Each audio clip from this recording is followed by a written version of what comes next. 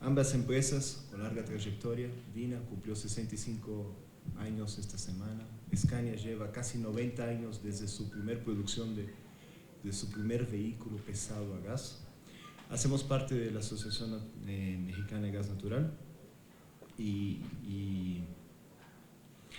difundimos, promocionamos este tipo de combustible. ¿Por qué? ¿Por qué nos gusta el gas natural? ¿Por qué nos gusta el gas? ¿Qué tiene el gas que lo hace competitivo, que lo hace ventajoso? ¿Por qué en California el 60% de los buses funcionan a gas y no a otra cosa, ¿no? ¿Por qué en Suecia, por dar un ejemplo europeo, la mayoría de los buses funcionan a gas también y en otras tecnologías es bastante menor, incluso en tecnologías nuevas, ¿no? En Suecia mucha gente piensa que los buses son eléctricos y no, en Suecia no llegan a haber 18 buses eléctricos y hay miles de buses a gas. ¿Y por qué es eso? Porque el gas logra combinar dos cosas muy importantes: el tema de la economía y el tema de las emisiones. Cuando vemos esa gráfica, ¿por qué gas? En la parte de arriba vemos el costo de operación. ¿Cuánto cuesta operar? ¿Cuánto cuesta comprar? ¿Cuánto cuesta mantener? ¿Cuánto cuesta tener una disponibilidad razonable de la flota? ¿Y qué vemos? Que el gas natural, de entre las tecnologías existentes, disponibles hoy en el mundo, es la que tiene el menor costo de operación. Y eso mis colegas lo han presentado de manera muy objetiva y muy buena. Luego vemos abajo el tema de emisiones, y ahí elegí poner en la gráfica la emisión de PM10, para que todos podamos ver el ángel, ¿sí? Oh, me encantó esa expresión, para que podamos ver el ángel. La Ciudad de México, el valle de la Ciudad de México está totalmente tomado por PM10, es el material particulado que nos corta visibilidad, que ensucia las superficies, que ataca los sistemas respiratorios de todos y daña principalmente a los más vulnerables, niños, personas de la tercera edad. Cuando vemos la emisión de PM10 de un bus a gas o de un tracto camión a gas, no olvidemos, estamos hablando de pasajeros y de carga, la emisión es prácticamente cero. Un bus a gas tiene emisiones ínfimas, no puedo decir cero para ser rígido de manera formal, pero ínfimas de material particulado. Entonces, un bus a gas es mucho más ecológico, por ejemplo, que un bus híbrido. Y no estoy hablando de marcas aquí, ¿no? O sea, Scania tiene híbridos, los competidores lo tienen. Pero un bus a gas emite mucho menos y cuesta mucho menos. Por eso es la opción de los países desarrollados. Porque hay que cuidar los recursos, hay que cuidar el recurso de los impuestos, hay que ser responsable con los presupuestos públicos. Al elegir gas, un sistema quita presión de la tarifa del pasajero, genera un beneficio para la sociedad. Y no solo del punto de vista económico, pero también muy importante, de las emisiones. ¿Por qué quisimos poner esta gráfica? Para dar una dimensión de lo que estamos hablando. El cuadrado con el azul más oscuro muestra las emisiones, gracias Luis, muestra las emisiones de un vehículo Euro 1, ¿sí? Un pre-EPA. Son la mayoría de los autobuses que circulan en la Ciudad de México tienen esa norma de emisión.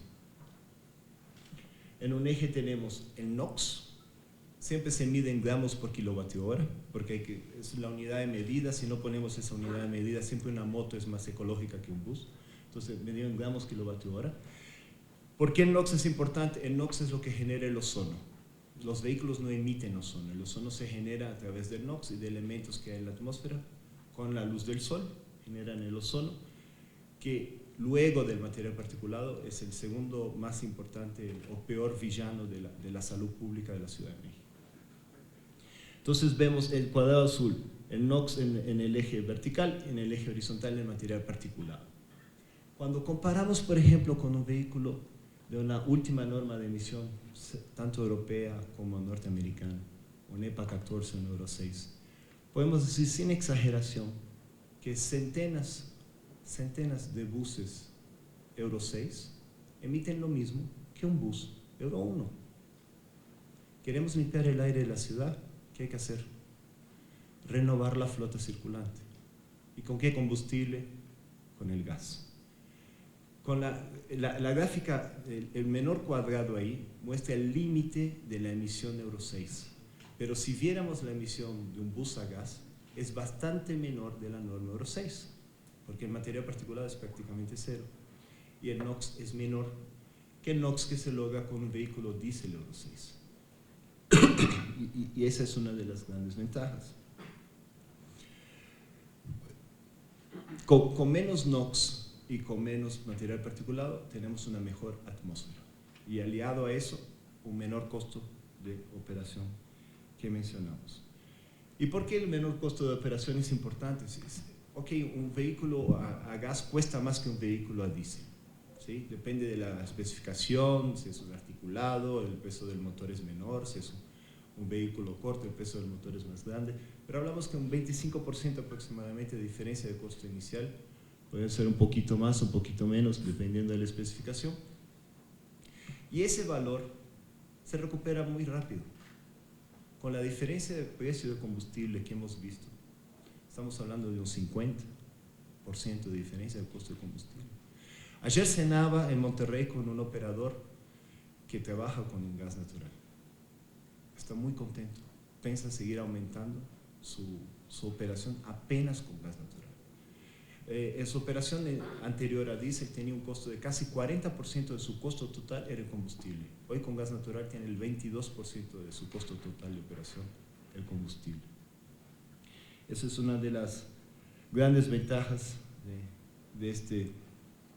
Aquí tenemos, bueno, en 5 años una proyección tendríamos un ahorro del 25% en la vida útil de un vehículo, sea de un autobús o de un vehículo de carga, un 70% de ahorro. Eso permite que las empresas, que las personas que operan la unidad puedan renovarla de una manera más fácil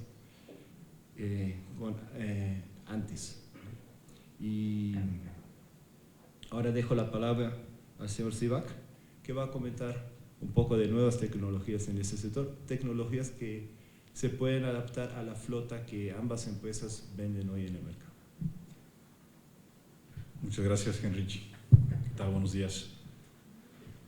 Gracias. Gracias. El GNL